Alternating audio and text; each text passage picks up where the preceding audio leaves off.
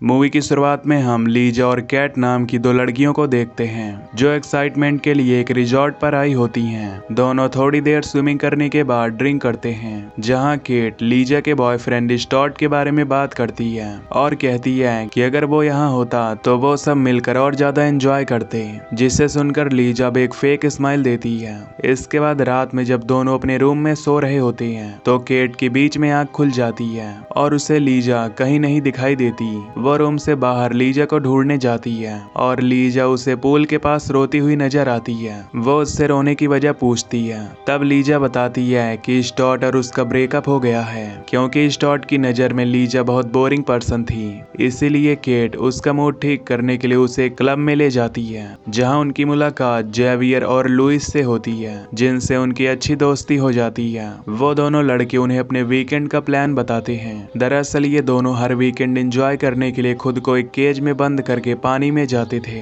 और वहां मौजूद शार्क्स को काफी पास से देखते हैं। और अगले वीक के प्लान में वो दोनों केट और लीजा को ज्वाइन करने का कहते हैं, जिस पर केट मान जाती है, लेकिन लीजा मना कर देती है क्योंकि उसे ऐसी चीजों से बहुत डर लगता था। लेकिन केट किसी भी तरह से लीजा को कन्विंस कर लेती है। अगली सुबह सभी एक बीच में मिलते हैं। उसके बाद यह सब अपने प्लान के मुताबिक एक बोट तक पहुंच जाते हैं जहां उनकी मुलाकात टेलर नाम के एक आदमी से होती है जो कि बोट का कैप्टन होता है। और अब वो उन्हें उस जगह ले जाता है जहां से वो सब केज डाइविंग करने वाले थे। वो सब काफी एक्साइटेड होते हैं और तभी उस बोट के कैप्टन का वर्कर पानी में कुछ मरी हुई मछलियों का खून डालता है ताकि शार्क्स उससे अट्रैक्ट होकर आ जाएं। और कुछ ही देर में उनकी बोट के आसपास काफी शार्क्स जमा हो जाती हैं, जिन्हें देखकर लीजा को अब काफी डर लग रहा था। फिर सबसे पहले लुइस और जेवियर केज में बंद होकर पानी में जाते हैं और तभी टेलर लीजा और केट को कुछ इंस्ट्रक्शंस देता है कि उन्हें कितने देर पानी में रहना है।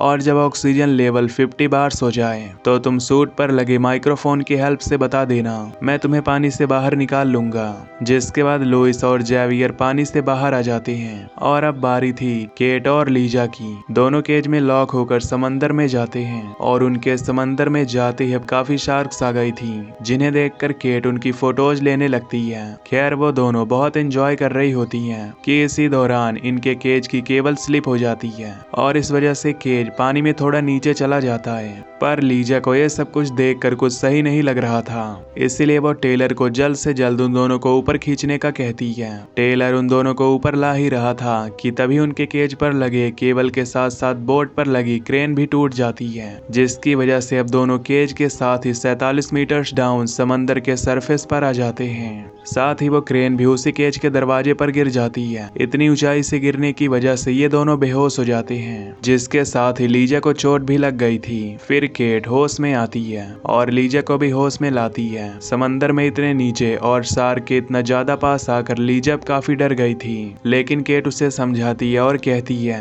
कि तुम जितना पैनिक करोगी उतना ही जल्दी ऑक्सीजन लेवल कम होगा। वहीं अब इतनी गहराई में आकर सिग्नल्स काफी वीक हो गए थे, जिसकी वजह से वो टेलर से कम्युनिकेट नहीं कर पाते। केट उस केज से निकल कर आगे जाना चाहती थी ताकि वो टेलर को हेल्प के लिए बुलवा सके, पर केज का दरवाजा उस क्रेन के गिरने की वजह से बंद था। इसीलिए अब वो ये प्लान करते हैं कि केट ऑक्सीजन सिलेंडर उतार कर केज के बार्स के बीच में से बाहर जाएगी और बाहर जाते ही वापस से उसे पहन लेगी। केट उन बार्स के बीच से निकल ही रही थी कि उसका मास्क उस केज के बार्स में फंस जाता है, तो केट अब उस मास्क को हटाकर बाहर जाकर वापस से सब पहनकर उस क्रेन को दरवाजे से हटाने का डिसाइड करती है ताकि वो दरवाजा खोल सके।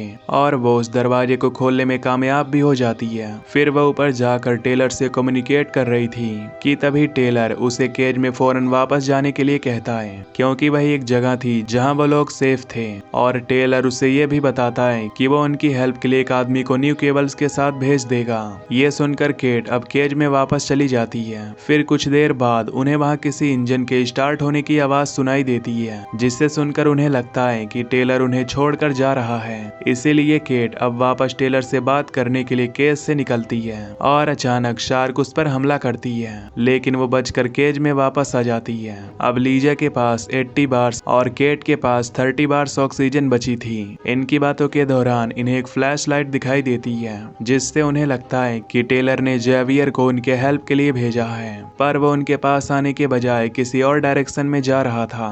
इसलिए लीजा एक पत्थर उठाकर केज पर मारती है ताकि वो उसकी आवाज से उसका ध्यान ध्यान अपनी तरफ कर सके, लेकिन वो उनसे दूर जा रहा था और अब लीजा उसे ढूंढने के लिए केज से बाहर जाती है क्योंकि केट के पास ऑक्सीजन काफी कम थी। लीजा जेवियर को ढूंढने जा ही रही थी कि उसके पीछे एक शार्क आ जाती है, जिससे बचने के लिए वो चट्टानों के बीच में खुद को छुपा लेती है और उस शार्क के जाने के बाद वापस से जेवियर को ढूंढने लगती है।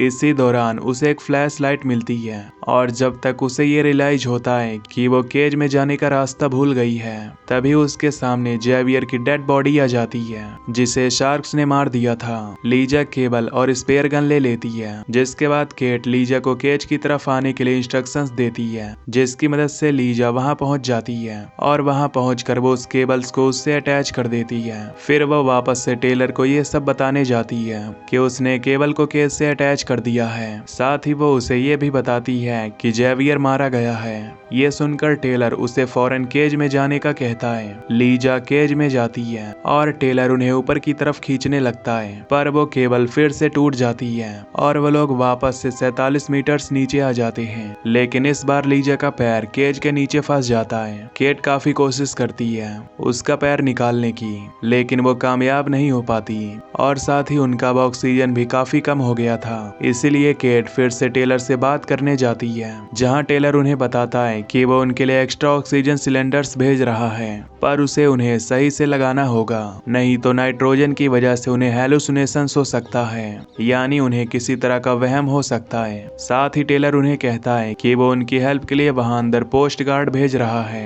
केट अब वापस केज में आ जाती है, जहां थोड़ी देर बाद उनके लिए ऑक्सीजन सिलेंडर्स भी आ जाते हैं, जिसे लेने के लिए केट वहां जा ही रही थी कि तभी रास्ते में उसकी ऑक्सीजन खत्म हो जाती है। इसीलिए वो वहीं पर अपना सिलेंडर चेंज कर लेती है और वो देखती है कि टेलर ने उनके लिए फ्लेयर्स भी भेजे हैं। सब सामान लेकर केट वापस आ ही रही थी कि तभी शार्क उस पर हमला करके उसे मार देती है। लीजा ये सब देखकर बहुत डर जाती है। थोड़ी देर बाद जब वो थोड़ा संभलती है तो स्पेयर गन की मदद से ऑक्सीजन सिलेंडर्स को अपने पास खींच लेती है और अपना सिलेंडर चेंज कर लेती है। वहीं हम देखते हैं कि लीजा को केट की आवाज सुनाई देती है, जिसे सुनकर लीजा काफी खुश हो जाती है क्योंकि उसकी फ्रेंड अभी भी जिंदा थी, पर केट उसे कहती है कि वो काफी जख्मी है। इसीलिए लीजा अपना फंसा पांव केज के नीचे से किसी भी तरह निकाल कर केट की मदद के लिए चली जाती है और लीजा केट को ऊपर लेकर बोट की तरफ जा ही रही थी कि तभी टेलर उन्हें धीरे धीरे ऊपर आने को कहता है, क्योंकि तेजी से आने की वजह से नाइट्रोजन का खतरा बढ़ जाता है। साथ ही वो उन्हें ऊपर आते टाइम बीच में 5 मिनट रुकने के लिए भी कहता है ताकि उनकी नाइट्रोजन डिकम्पोज हो सके। वो दोनों टेलर के कहने पर रुकती हैं कि तभी हम देखते हैं कि शार्क्स ने उन्हें पूरी तरह से घेर लिया है, जिसकी वजह से वो दोनों मास्क और सिलेंडर उतार कर बोट की तरफ तेजी से बढ़ने लगते हैं, जिसके दौरान एक शार्क लीजा पर अटैक कर देती है। लेकिन लीजा डरने के बजाय उस शार्क की आंख पर मारती है और फाइनली वो दोनों बचकर बोट पर आ जाते हैं। इसके बाद सीन कट होता है और हम लीजा को वापस उसी केज में देखते हैं और यहाँ में पता चलता है कि उसके ब्रेन में नाइट्रोजन की वजह से उसे ऐसे ख्याल आ रहे थे, यानी जो कुछ भी हो रहा था वो उसका हेलुसिनेशन था, यानी केट मर चुकी थी और लीजा केज में थी। इसके बाद वहाँ पर पोस्ट गार्ड्स आकर लीजा को सही सलामत बोट तक ले जाते हैं और इसी के साथ ये मूवी यहीं पर एंड हो जाती है। तो दोस्तों, अगर आपको ये एक्सप्लेनेशन पसंद आई हो तो वीडियो को लाइक और चैनल को सब्सक्राइब कर देना। Till then take care, love you, bye bye.